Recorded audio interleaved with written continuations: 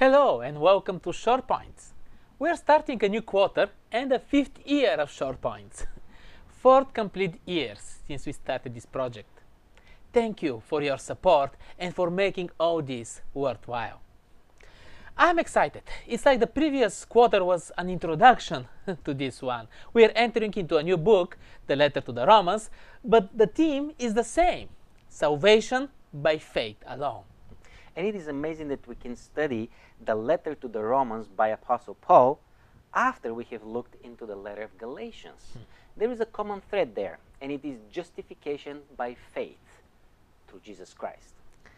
Why so much suddenly attention to this subject? We are again reminded that 500 years ago, a professor of theology, Martin Luther, has posted his 95 theses on the door of his church to defend his belief that you cannot buy nor you can work out your salvation. And as you can guess, he found the basis of his teachings in the book of Romans. I wonder if Paul had to write the letter to the Christians in Rome somewhat 1500 years before for the same reason, so that Martin Luther later on will dig out its truths and will start a reformation for centuries to come. For us as Adventists, the theme of salvation by faith is very important. The essence of the 3 angels' messages that we identify with is salvation by faith. So we need to understand it if we want to properly portray it. Let's move into the first lesson. The Apostle Paul in Rome. This quarter we're talking about a different place, and we're talking about a different group of people that Paul has addressed. And it's only a common sense for us to learn about the historical background and the cultural specifics, which can only makes us understand better the message there. Yes, and also why is Paul writing it? This is key as it provides the context and also helps us to better understand the author's intent.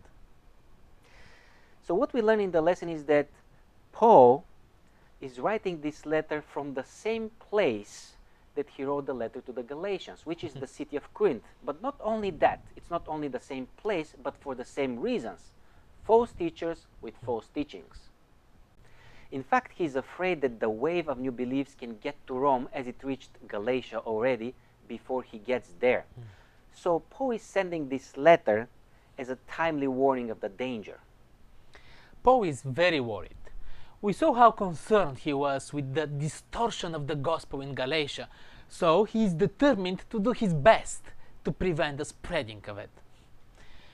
The lesson also provides an overview about Paul, the church in Rome, and some connections between. And we learn from the lesson that Paul is already in his 3rd missionary trip, with his plan to go further on to Spain, and on the way stop for a visit in Rome and even a request for some financial help. And if you have never heard what has been always Paul's passion in life, we read about it in verse 20, where he says that it has always been my ambition to preach the gospel where Christ was not known, so that I would not build on someone else's foundation.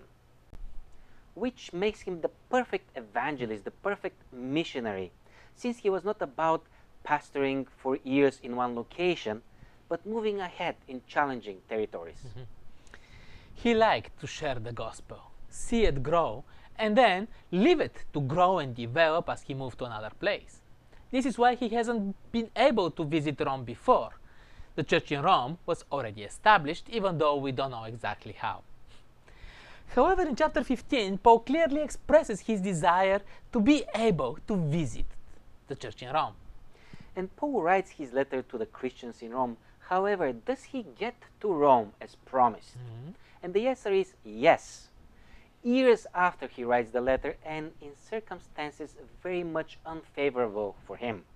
He's brought there in chains as a prisoner awaiting his court appearance.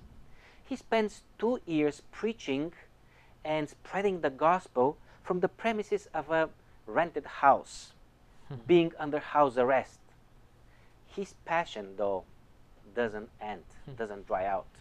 Life has some interesting turns sometimes. But yes, not as he planned. But Paul did indeed visit Rome. and he had some powerful experience and testimony there. What do we know about the church in Rome?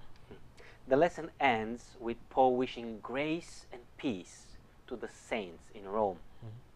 The New International Version interprets it in a better way, the original, by my opinion, when it says that grace and peace to those who are called to be holy. Nobody knows how the church in Rome was formed or who initiated its formation. There is no record that Paul or Peter or any of the familiar characters initiated its establishment. What is amazing is that Paul recognizes that the Romans were filled with knowledge and competent to instruct one another, as we read in verse 14 of chapter 15. It seems that the Christians in Rome were able to grow spiritually and sustain themselves independently of any visit or mentorship of any of the apostles. Some very nice words about the church there. Paul also says that they were full of goodness, then knowledgeable, capable, caring, etc. All good things so far. And this is the lesson for the week. A quick intro on the issue and some background on Paul and the church in Rome. Next week, the lesson is the controversy. See you then.